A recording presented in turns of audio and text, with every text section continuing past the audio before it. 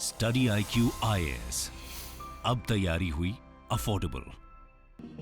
दोस्तों, पुराने समय में युद्ध बैटलफील्ड में लड़ा जाता था, जिसके बारे में हम सब इतिहास में ही पढ़ चुके हैं। लेकिन आज युद्ध और युद्ध करने के तरीके सिरे से बदल चुके हैं। देखा जाए तो आज का युद्ध बैटलफील्ड की जगह साइबर स्पेस में लड़ा जा रहा है। गोला बारूद यानी कि एमुनेशन की जगह मैलवेयर्स ने ले ली है। आज के हैकर्स और साइबर सिक्योरिटी एक्सपर्ट सोल्जर्स बन गए हैं और ये सारे बैटल्स हो रहे हैं डेटा के लिए। यही वजह कि कई बार तो दो देशों के बीच होने वाला ये मॉडर्न वॉर लोगों के नजर में भी नहीं आता है और ऐसे कई अटैक चाइना अब तक इंडिया के खिलाफ कर चुका है। दोस्तों, ऐसी रिपोर्ट सामने आई है जो ये कंफर्म करती है कि चाइना भारत के खिलाफ नई कॉन्स्पिरेसीज प्लान कर रहा है। ऐसा कई बार हो चुका है जब चाइनीज कॉन्स्पिरेसीज ने भारत की मुश्किलें बढ़ाई हैं। पर चाहे वो घुसपैठ करके भारतीय सीमा के भीतर आना हो या फिर समय समय पर इंटरनेशनल फोरम पर भारत के खिलाफ आवाज उठानी हो, चाइना ये सब करके भारत को नुकसान पहुंचाने की कोशिश करता ही रहता है। लेकिन चाइना इस टाइम जो साजिश भारत के खिलाफ रच रहा है वो इन सब से भी खतरनाक है। दरअसल चाइना हमारी कॉन्फिडेंशियलिटी की जासूसी करने के साथ ही साथ साइबर अटैक का प्लान कर रहा है और ये सब करने में चाइनीज आर्मी की यूनिट 69010 का रोल सबसे बड़ा है। दोस्तों, आपको जानकर हैरानी होगी कि चीन की पूरी आर्मी से भी ज्यादा खतरा इस समय भारत को PLA यूनिट 69010 से है और ऐसा इसलिए है क्योंकि ये यूनिट भारत में बहुत बड़े साइबर अटैक के लिए जिम्मेदार हो सकती है। ऐसे में समझना जरूरी है कि आखिर ये PLA यूनिट 69010 क्या है और ये भारत के लिए सबसे बड़ा खतरा कैसे बन गई है। स्वागत है आप सभी का स्टडी IQ। अनुराग पांडे नाम है हमारा और ऐसे तमाम लेटेस्ट वीडियोस के अपडेट के लिए आप मेरे सोशल मीडिया हैंडल से जुड़ सकते हैं या वीडियो के कमेंट बॉक्स में दिए गए लिंक पर क्लिक करके भी आप वीडियोस को एंजॉय कर सकते हैं। आइए सबसे पहले ये समझ लेते हैं कि आखिर इस यूनिट का नाम अचानक से पूरी दुनिया की मीडिया में कैसे छा गया।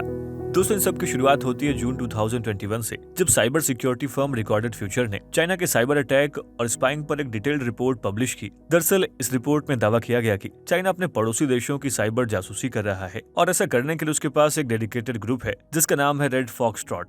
दोस्तों, ये वही ग्रुप है जो बॉर्डरिंग एशियन कंट्रीज की कॉन्फिडेंशियल डिटेल को टारगेट कर रहा है और यही ग्रुप इंडिया के गवर्नमेंट ऑर्गेनाइजेशन और क्रिटिकल गवर्नमेंट इंफ्रास्ट्रक्चर को टारगेट कर रहा था। माना जाता है कि ग्रुप कुछ और नहीं बल्कि चाइनीज PLA यूनिट 69010 का पार्ट है, जो कि पीपल्स लिबरेशन आर्मी की स्पेशलाइज्ड साइबर अटैक यूनिट है। लेकिन इस यूनिट के बारे में सिर्फ इतना कह देना इसके खतरे को इग्नोर करना होगा। आइए ऐसे में डिटेल में समझते हैं कि आखिर चाइनीज PLA यूनिट 69010 है क्या और इसे किस पर्पज से बनाया गया है।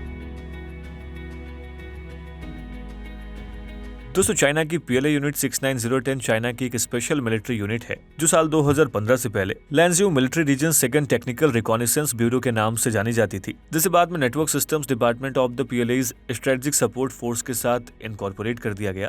दोस्तों, इस यूनिट के मल्टीपल सबऑर्डिनेट ऑफिसर्स भी हैं जिनकी प्राइमरी रिस्पांसिबिलिटी चाइना के वेस्टर्न बॉर्डर पर मिलिट्री एक्टिविटी को मॉनिटर करना है। लेकिन बहुत से स्टडीज में पाया गया कि साल 2015 के बाद से इनके प्राइमरी वर्क में साइबर मिशंस को भी जोड़ दिया गया और ऐसा साल 2015 के चाइनीज मिलिट्री रिफॉर्म्स के बाद हुआ। दोस्तों, वीडियो को कंटिन्यू करें उससे पहले आप सभी के लिए एक इम्पोर्टेंट अपडेट है।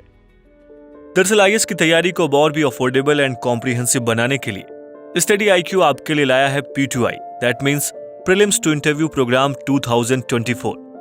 दोस्तों, इसके जरिए आप प्रीलिम्स, मेंस एंड इंटरव्यू यानी UPSC एग्जाम के तीनों स्टेज की तैयारी एक साथ कर सकते हैं। UPSC सिलेबस को कंसीडर करते हुए इस बैच में आपको लाइव क्लासेस के through basic to advance cover कराया जाएगा। साथ ही mentorship, test series, crash course, notes और बुक्स, ये सब कुछ भी आपको इस बैच में मिल रहा है। CIS live prelims to interview 2024 batch को अगर आप ज्वाइन करना चाहते हैं और आप अनुराग लाइव कूपन कोड का इस्तेमाल करते हैं तो इस बैच की टोटल फीस 45,000 की बजाय आप इसे 29,999 का अवेल कर सकते हैं। इस बैच से रिलेटेड अधिक जानकारी के लिए आप स्क्रीन पर दिए गए नंबर पर कॉल कर सकते हैं या फिर वीडियो के डिस्क्रिप्शन बॉक्स में दिए गए कोर्स से रिलेटेड PDF को भी डाउनलोड कर सकते हैं। तब से लेकर आज तक ये यूनिट चाइना के वेस्टर्न थिएटर कमांड पर भारत, पाकिस्तान और सेंट्रल एशिया पर नजर रखता है, जिसके पास कई ऐसे मल्टीपल ग्रुप्स हैं जो साइबर अटैक्स और साइबर जासूसी के लिए जाने जाते हैं, जिन्होंने इंडिया के गवर्नमेंट टेलीकम्युनिकेशन सेक्टर BSNL को भी टारगेट करने की कोशिश की। साथ ही ऐसा भी माना जा रहा है कि DRDO भी चाइना के इसी ग्रुप का बड़ा टारगेट था। रिपोर्ट में यह भी दावा किया गया कि रेड एको नाम का ग्रुप भारत की जासूसी कर रहा था। दोस्तों, कुछ और ऐसे ग्रुप्स की बात करें जो इस यूनिट का हिस्सा है तो उसमें टोरंटो टीम, टिक और नाइकॉन जैसे ग्रुप्स भी शामिल हैं। लेकिन रेड फॉक्सट्रॉट की जो एक्टिविटीज ऑब्जर्व की गई हैं, उससे दावा किया जा रहा है कि इस समय PLA का सबसे एक्टिव साइबर अटैक ग्रुप यही है जिसका यूनिट 69010 से रिलेशन रहा है। दोस्तों रिपोर्ट में इस यूनिट के हेडक्वार्टर की सैटेलाइट इमेज भी दिखाई गई है। यूनिट 69010 का हेडक्वार्टर उरुमकी शुइमोगो डिस्ट्रिक्ट में मौजूद है। रिकॉर्डेड फ्यूचर ने यह भी कहा है कि यूनिट 69010 PLA की एक मिलिट्री यूनिट कवर डेजिग्नेटरी है। चाइना की मिनिस्ट्री ऑफ स्टेट सिक्योरिटी यानी कि MSS और यूनिट 69010 इन दोनों ने मिलकर ही साल 2020 के बाद साइबर जासूसी की एक्टिविटीज को एक्सेलरेट किया। दोस्तों यूनिट 69010 के बारे में दुनिया को इस रिपोर्ट से पहले बहुत कम ही मालूम था। भारत की बात करें तो उस टाइम भारत भी चाइना के साथ डायरेक्ट कॉन्फ्लिक्ट में बॉर्डर पर लगा हुआ था और उसी मौके का फायदा उठाते हुए चाइना की इस यूनिट ने भारत के कई जरूरी सेक्टर्स को अपना टारगेट बना लिया। जैसा कि हमने आपको पहले ही बताया कि इस यूनिट से जुड़े साइबर अटैकिंग ग्रुप का मेनली वर्क इंडिया, पाकिस्तान और मिड एशिया की कंट्रीज की जासूसी करना है। लेकिन पाकिस्तान के साथ तो चाइना के पहले से बेहतर रिलेशन है। ऐसे में यूनिट मेनली एशिया में उसके सबसे बड़े कॉम्पिटिटर यानी कि इंडिया के लिए एक बड़ा खतरा है। इसलिए आइए समझते हैं कि कैसे यूनिट इंडिया को बिना वॉरफील्ड में लाए ही बहुत ज्यादा नुकसान पहुंचा सकती है। दोस्तों अगर इस यूनिट के साइबर ग्रुप्स के टारगेट को हम समझे तो रेड फॉक्सट्रॉट ने प्राइमरली इंडिया के aerospace, defence, government, telecommunications, mining और रिसर्च ऑर्गेनाइजेशन जैसे इंस्टीट्यूशंस को अपना टारगेट बनाया था। टारगेट्स को एनालाइज करने से पता चलता है कि ये ग्रुप बेसिकली मिलिट्री टेक्नोलॉजी और डिफेंस जोड़े इंटेलिजेंस को इकट्ठा करने में सबसे अधिक एक्टिव रहा है। और दोस्तों ये सब तभी हुआ गलवान वैली में जून 2020 में इंडिया और चाइनीज आर्मी बॉर्डर पर भिड़ रहे थे। देखा जाए तो इसी दौरान करीब 6 महीने तक भारत के सभी इंटेलिजेंस को जुटाने का जिम्मा इस यूनिट पर गया।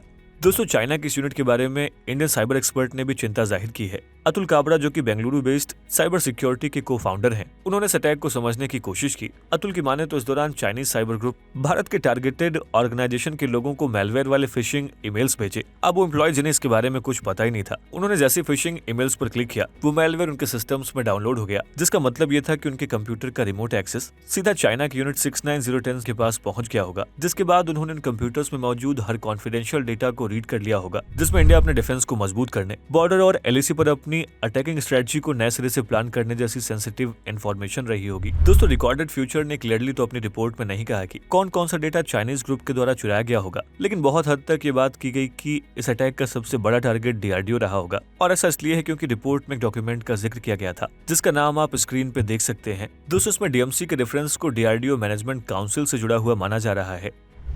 अगर उस पर्टिकुलर मेलवेयर की बात करें जिसका इस्तेमाल इस अटैक में हुआ था तो वो पॉइजन आईवी मेलवेयर है, जिसमें रिमोट एक्सेस टूल से लेकर की लॉगिंग, वीडियो और screen capturing, file transfers, system administration, password theft और ट्रैफिक रिलेइंग जैसा काम हो सकता है।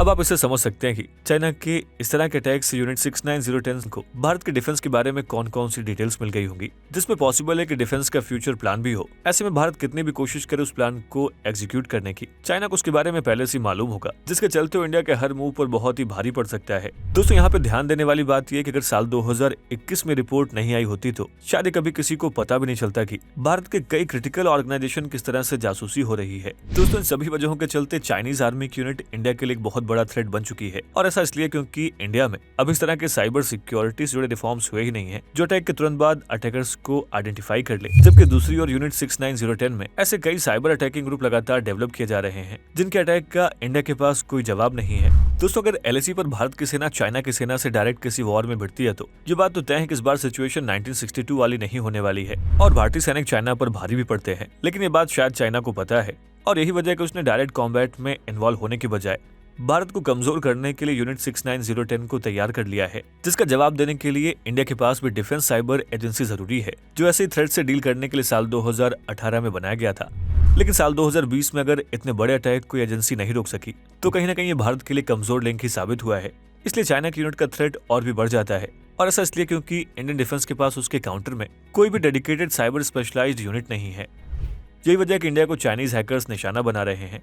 दोस्तों आज जहां हम चाइना से लगातार टेक्नोलॉजी को भी इंपोर्ट करते हैं, इससे हम पर साइबर हमले का खतरा और भी बढ़ जाता है। देखा जाए तो अगर चाइना का प्लान कामयाब हुआ तो वो सिर्फ साइबर अटैक से भारत को आर्थिक मोर्चे पर नुकसान पहुंचा सकता है, जिससे निपटने में इंडिया को काफी संघर्ष करना पड़ेगा। दोस्तों हम इसे समझने के लिए मुंबई पावर शॉर्टेज को ले सकते हैं, जब देश की आर्थिक राजधानी में चाइनीज साइबर अटैक की वजह से पावर आउटेज हो गई थी और ये तभी हुआ था जब LAC पर दोनों देशों की सेनाओं के बीच कॉन्फ्लिक्ट चल रहा था, जिससे आप समझ सकते हैं कि इंडिया अगर चाइना के खिलाफ एग्रेसिव होता है तो चाइना बॉर्डर पर कॉन्फ्लिक्ट करने के साथ ही साथ देश भर में पावर आउटेज जैसी समस्या खड़ी कर सकता है। दोस्तों एक स्टडी से भी पता चला है कि मुंबई पावर आउटेज के समय चाइनीज मेलवेयर पूरे देश की इलेक्ट्रिसिटी सप्लाई के कंट्रोल सिस्टम में फ्लो कर रहा था, जिसमें हाई वोल्टेज वायर ट्रांसमिशन के साथ ही साथ कई coal based thermal power plant भी शामिल थे।